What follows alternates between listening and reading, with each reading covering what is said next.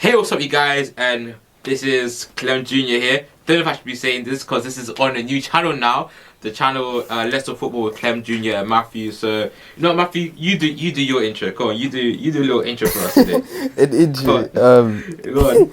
It's a bit on the spot. How do I do intro for a new channel? You know, for the next video. Yeah, next video. I'll prepare one. Alright, guys, so this is a new channel where we're basically just going to be posting. If we feel like posting something about football on here, then we'll post it. Just like extra footballing content, and also highlights from the main podcast, which will still be going on the ClemJr channel, will now also be coming on this channel as well. So make sure you subscribe, share the channel around. Let's really help the channel to grow. And for the first video, we're going to be responding to a question that we got for last week's podcast, which was, what is your team of the decade? Now, me and Matthew have compiled our teams. We decided to play a 4-3-3 formation. So 4 at the back, 1 CDM, 1 at box midfielder, 1 attacking midfielder, and then the 3 attackers. So let's get straight into it. Matthew, your goalkeeper. So my goalkeeper is Manuel Neuer, and the reason why I say this is because he's been at Bayern Munich for 9 years.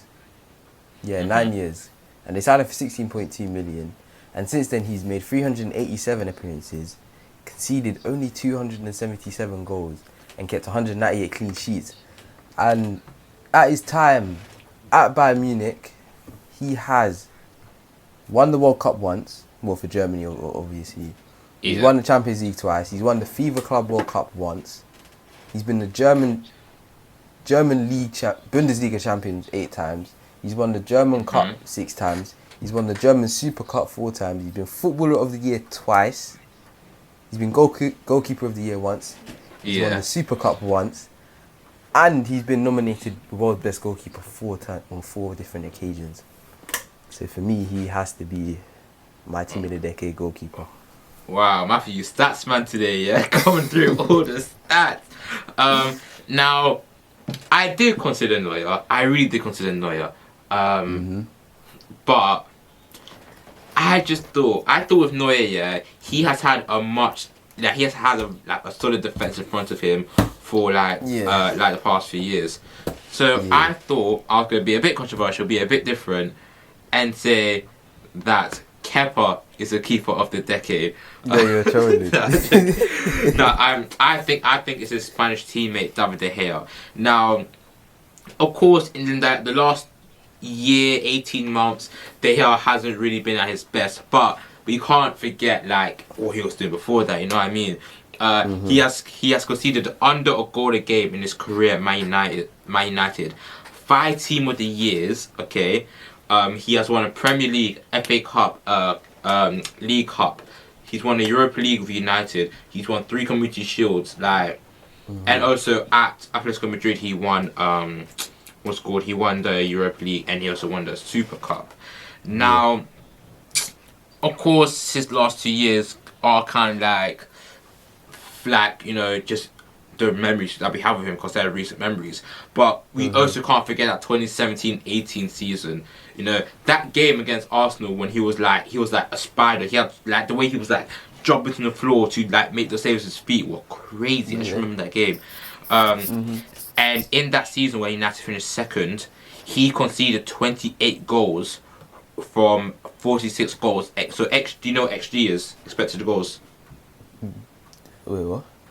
It's an XG is basically the amount of goals that they predict will be scored against, will be scored for. So in that 2017-18 season, Man United were expected to concede 46 goals. Because of De Gea, they conceded 28. And in his whole career, in the last decade, 70% save percentage. So that's why he's my keeper of the year. I do think Neuer is a very good option. However, I feel like De Gea, just that 17-18 season, it's just glued in my mind forever. Okay, cool. So, anyway, let us know in the comments down below who you agree with in this in our team of the year, in team of the decades.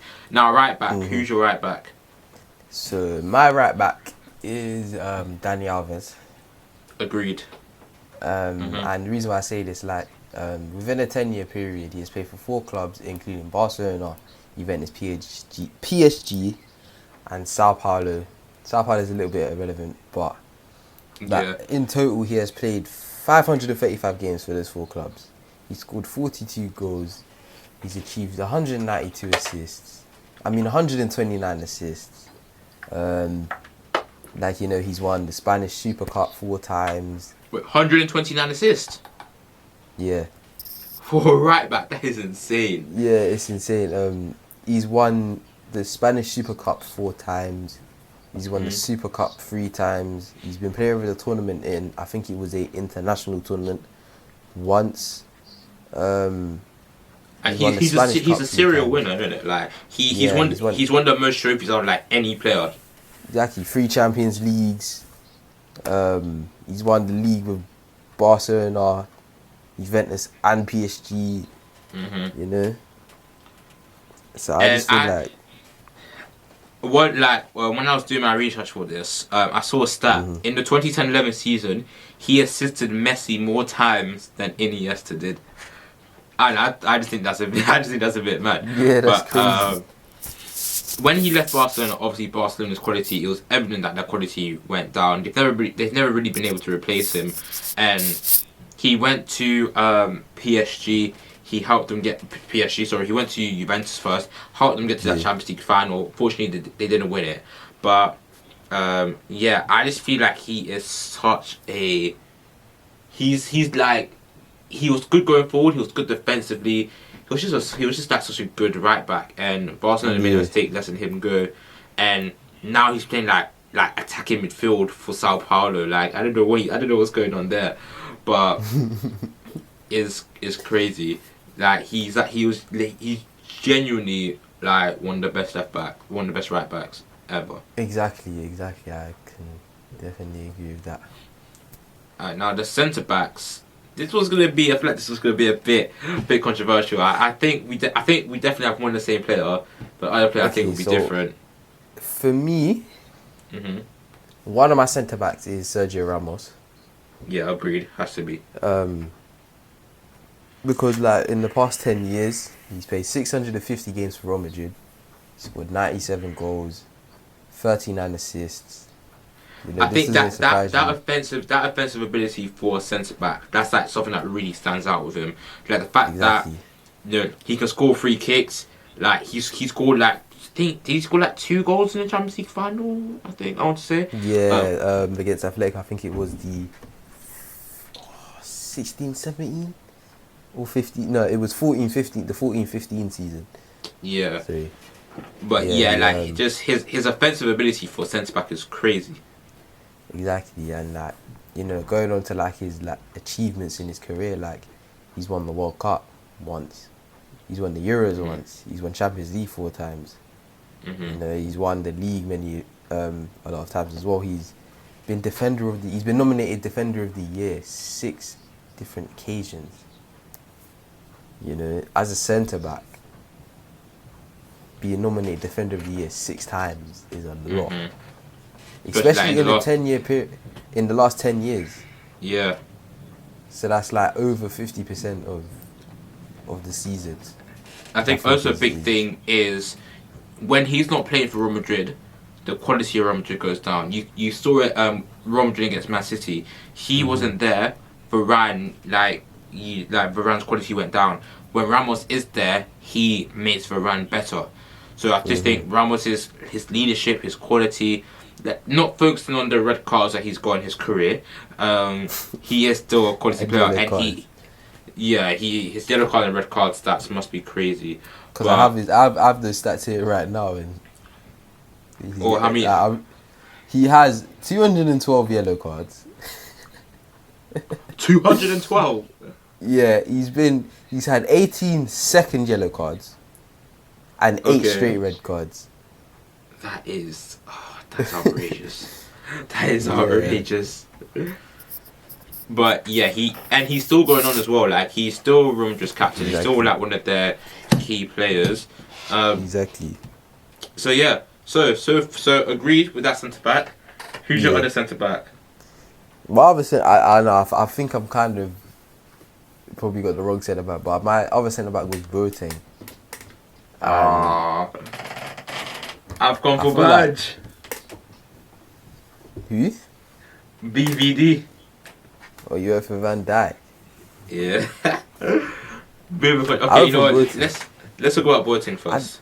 I'm actually annoyed I don't have his defensive stats here, but you know he's made 324 appearances for Bayern Munich.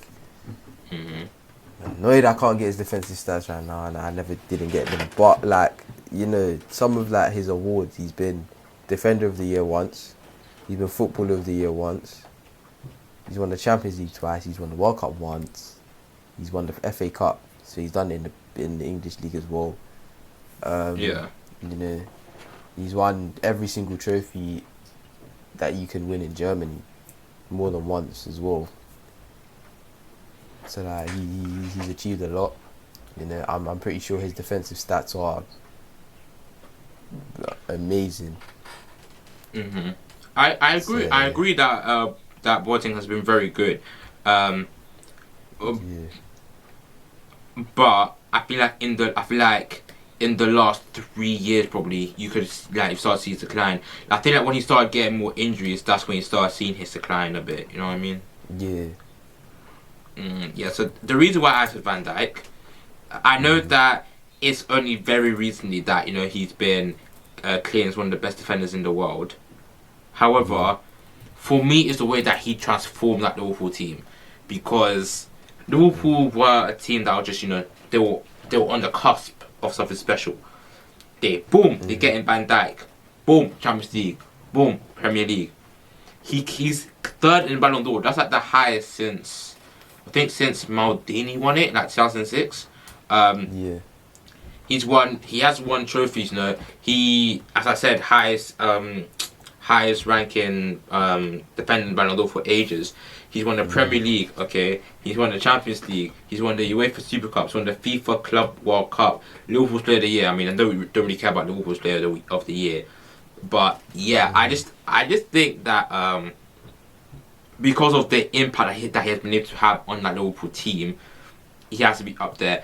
I do know this one's a bit of a controversial one. Like, we're missing out someone like Chiellini, like Thiago Silva. We're missing out Hummels, that players like this who have done it for the whole decade. PK, now these are players who have done it for the whole decade. But I just think that because of the way that Van Dijk transformed that team, it's just he's special. Okay, who's your left back? My left back. Oh my days, wait, who was my left back? My left back is definitely controversial. I put Jordi Alba. Oh no! Oh, you Barcelona lover! Oh my days! I put Jordi Alba. Like again, like he's won various different competitions with Barcelona. He's played 336 games for them. You know, his defensive record is amazing. Like, I know that the past couple seasons, or the past season or two, he hasn't been at his best. But I mean, but I feel like the fact that he's been in the team for that long shows how good of a player he is. He kind of, like, the moment he went to Barcelona, he cemented that place in that Barcelona team, and like they've signed so many different players. Like, and I remember, I think Adriano came, Digne came, Junior Firpo. and they could, Junior Firpo. Like, again, like they can't get into the team. Like, I know Junior Firpo is going to be his replacement for when he does move on. But like, even though he is getting old, he's still starting ahead of Junior Firpo. So that's why I'd say he is my team of the decade left back. Okay, I've gone for Marcelo because oh my day, you know that's who that was my other option, you know. I kind of considered Jordi Alba, but now I just thought Marcelo was like a more obvious option because He has a higher rating in FIFA. No, I'm joking. So in the past decade, he's created 2 chances per game. He's got the 8th most assists in the Champions League, above like Lampard, above other players who you would think would be a lot more creative than him. And I just think from that left back position, he's defensively solid. He was at Real Madrid. He's still at Real Madrid for a very long time, and he's been solid for a long time. Obviously, him and Ronaldo had that beautiful link up. He's a big game player. He scored goals in the Champions League finals. He's made goal line clearances in the Champions League in the latter stages, and he is also a goal threat. Like the fact that he has created 2 chances per game, the fact he's 8 highest assists in Champions League shows how he is a goal threat in the biggest games, and that's what we need. Look at the modern fullback. They are expected to get forward quite a lot. He was the modern fullback before the modern fullback was a thing. That's what I'm saying. I can agree with that. Yeah. Okay, so some of the same. We have different goalkeeper, same right back, same centre back, but then 2 other different centre backs. Who's your defensive midfielder? With this one, I can't lie. I forgot about defensive midfielder. I've literally just gone for 2 centre mids. Alright, cool. Alright, let me say my defensive midfielder then. Alright, so I've gone for Sergio Busquets. Yeah. Obviously, in recent times, he hasn't been doing the best for Barcelona. However, he is still, that famous Barcelona side, the Pep Guardiola team, tiki-taka side. You don't really think of him as being part of that team, but that's because he did his job perfectly. He would just break up play, and then he would just make a long pass forward, just start again. Of course, I wasn't really watching football back then, so I had to read quite a lot of articles to understand what his role fully was, and he was called the beautiful destroyer or something like that. I can't remember, because he would just break down play, and then he would just start the attack. In his career, 90%, more than 90% plus pass accuracy. He's been said that he can read the game really well, and because he can read the game well, obviously he's not the strongest, he's not the quickest player, but he's still able to make 6 tackles and interceptions per game, and he has to create some ability from deep. Like if you think of a Jorginho type player, he is Jorginho, but he can defend. That's why I put Busquets. That's my. I wish I was able to watch him in his prime, but that's 2010, 2015. I was 2010. What year? Wait, 2015 we were year 7. 2010 we were year. I can't year 2. I can't. Why couldn't I not be take 70 or 85? Okay, so who's your first central midfielder then? Okay, so my first central midfielder is Luka Modric. Of course, yeah. It has to be come on, of course. For Real Madrid, his stats aren't even that good, but he's played 343 games. He's only scored 22 goals, and he's only got 55 assists.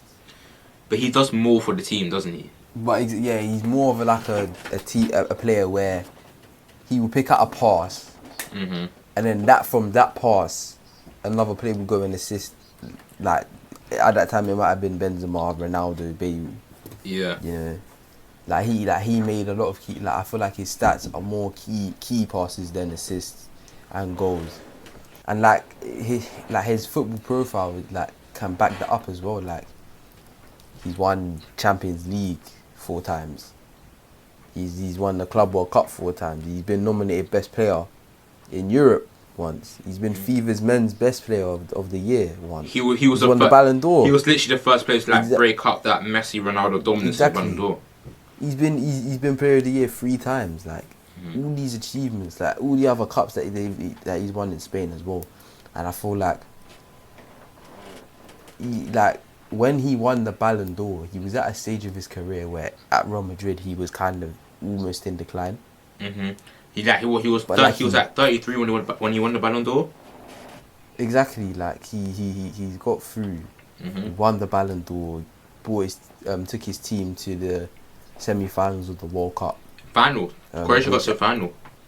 I mean, yeah, the finals of the Yeah. World Cup, you know, which no one actually expected, and I feel like, yeah, you've got to give him that position, like, and in that team. I also think that he's like his ball progression is really good. Like the way he can carry the ball forward for his team, the way he can pick out a pass, 8 long balls per game on average in the last 10 years.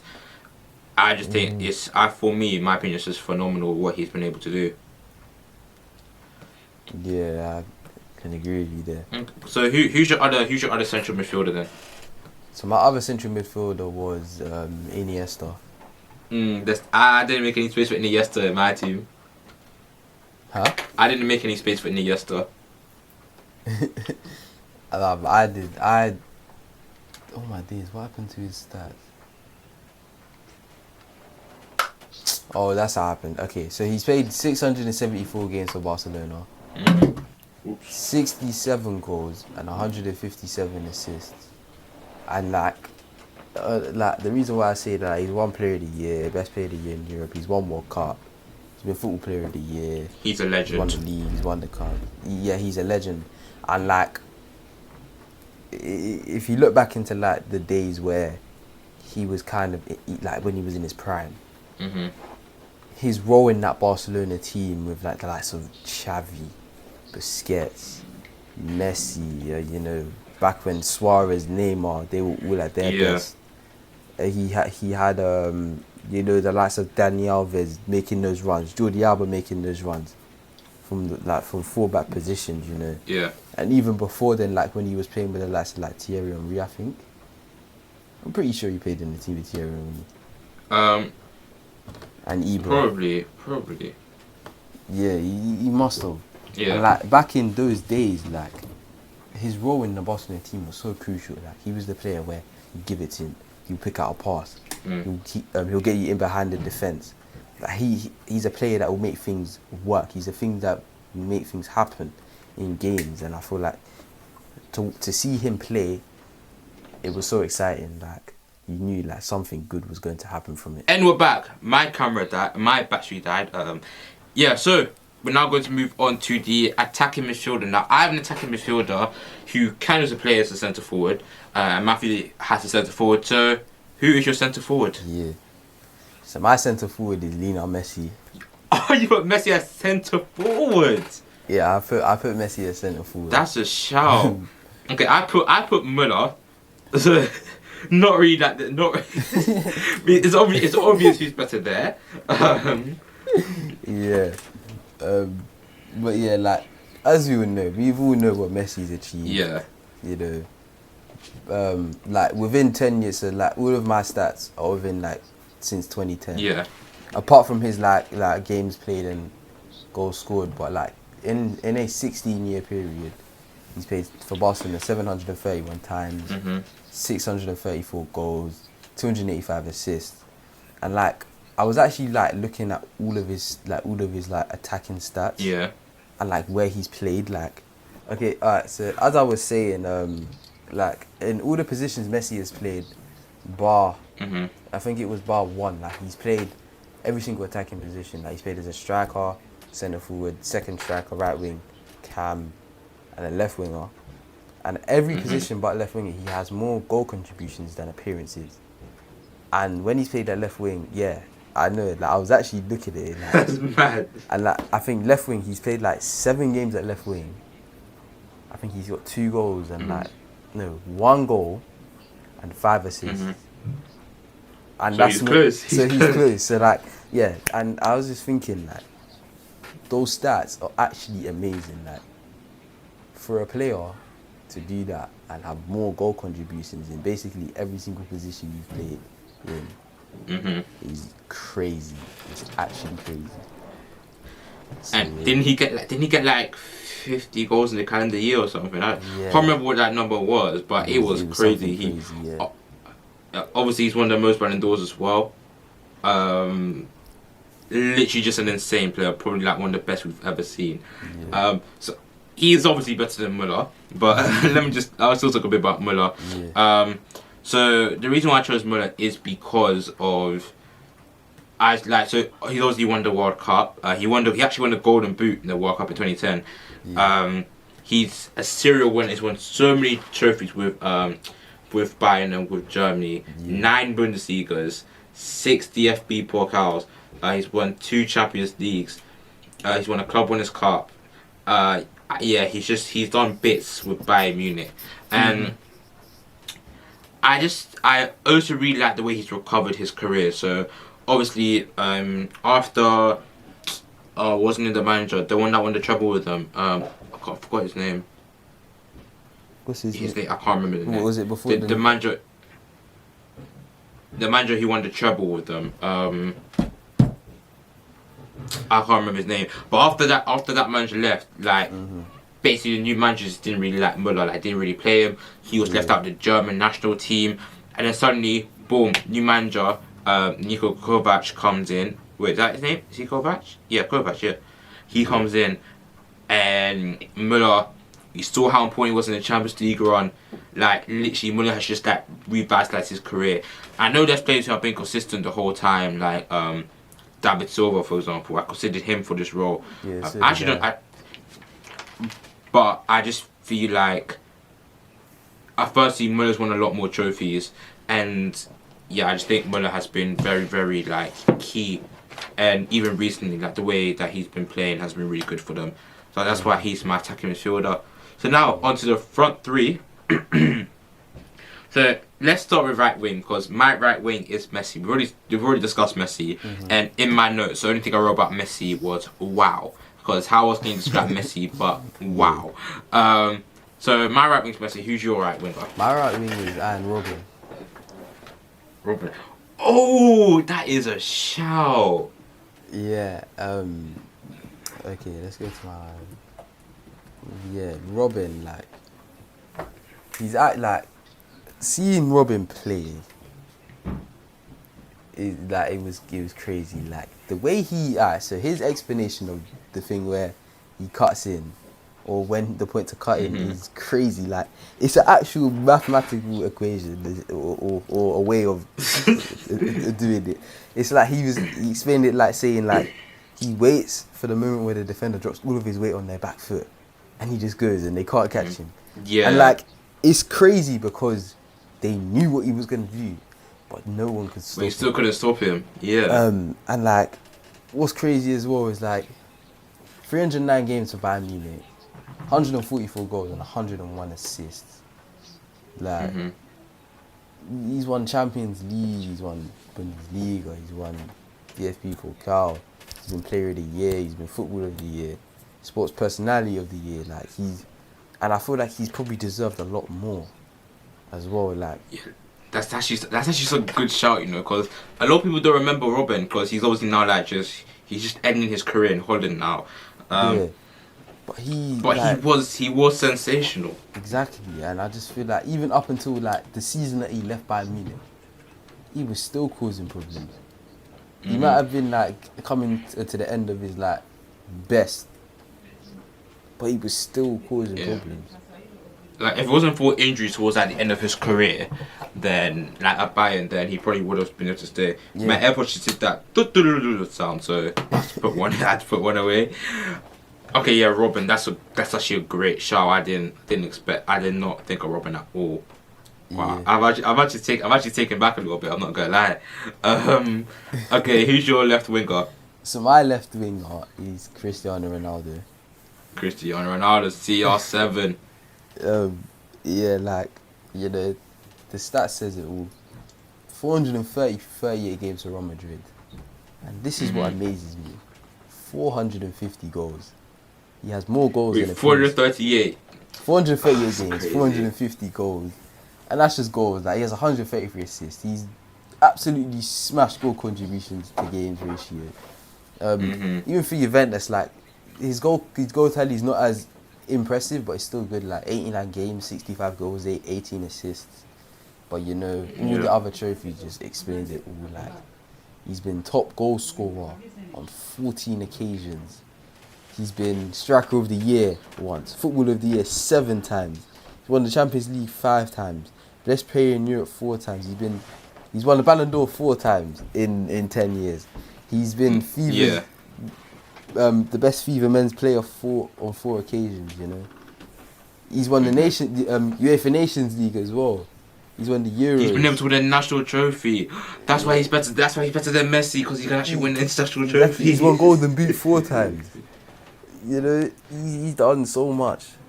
He won the league with Real Madrid and Juventus and the cups as well.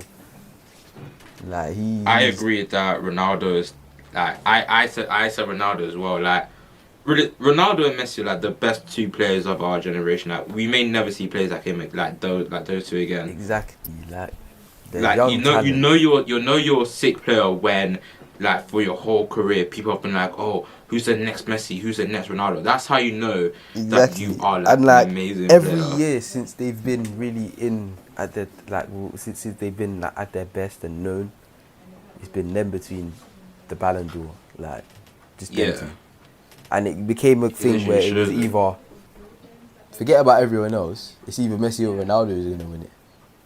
That's how ahead of the game that they were, and I just feel like, you know, when they be fair, in 2013, Ribery probably should have run it. Probably should have won it. Yeah, like there's probably other players that should win it because like Schneider. Yeah. You know,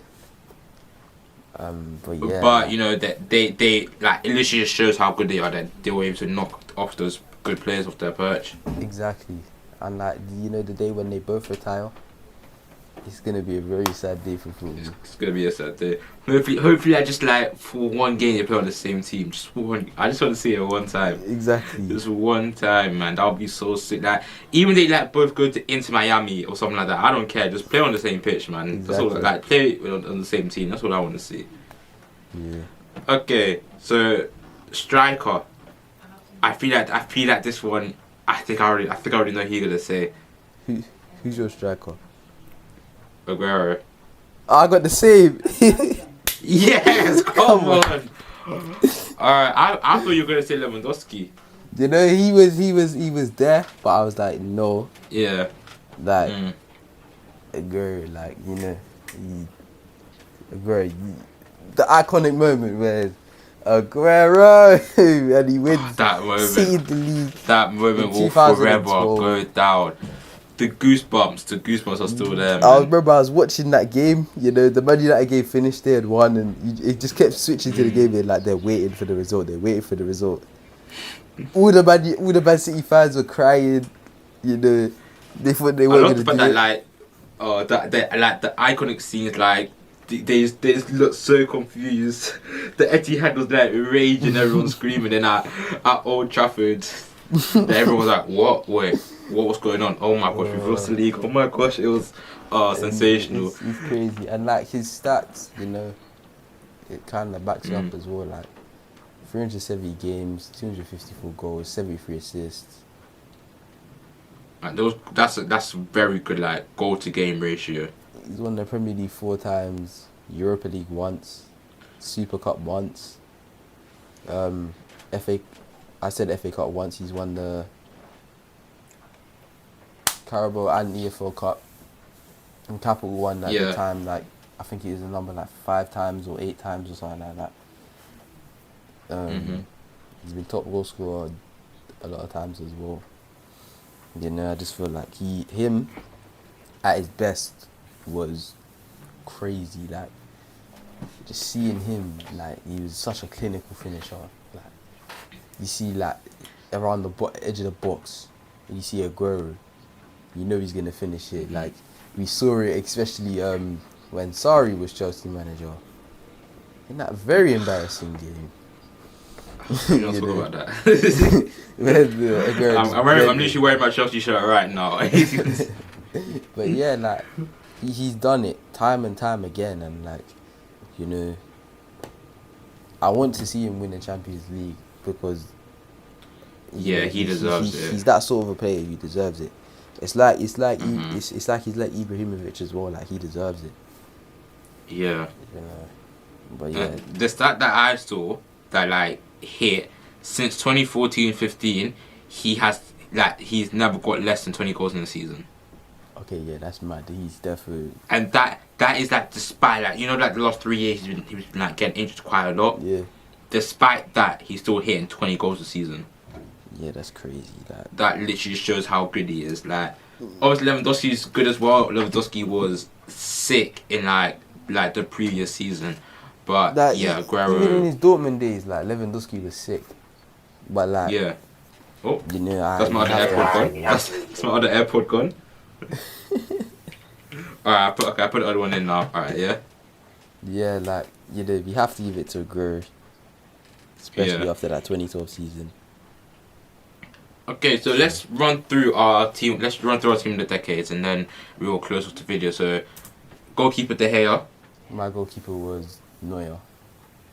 My back four is Alves, Ramos, Van Dijk, and Marcelo. And my back four is Dani Alves, Sergio Ramos, Jerome Boateng, and Jordi Alba. My midfield three: Sergio Busquets, Luka Modric, and Thomas Müller. My midfield two was Luka Modric and Andres Iniesta. And my front three was Messi, Ronaldo, and Aguero. And my front four was Ronaldo on the left, Aguero up top, Robin on the right, and Messi at centre forward. Oh, sorry, did I say Aguero at striker? I was meant to say Tammy Abraham, sorry. Okay, yeah, guys, so that is the end of this video. The end of the first video, or hopefully the first video, depends when I get this edited, on the new channel. So please hit the like button down below, share the video with all your friends, go subscribe to my main channel, go follow Matthew on all his socials, check the link out in the description, follow us on all our podcasting platforms, subscribe to this channel, let's help the channel to grow. I feel like this video was like a lot more, and it feels like a more, I don't know how to describe it, it feels like more free, I don't know. Yeah. But, well, preparation was definitely a lot longer. Yeah, definitely. Yeah. Looking up teams of the decade when like I've been I got into football like 5 years ago, and I'm looking up for the whole decade. It was a bit, it was a bit difficult. But yeah, so thank you guys for watching this video, and we'll see you in the next one.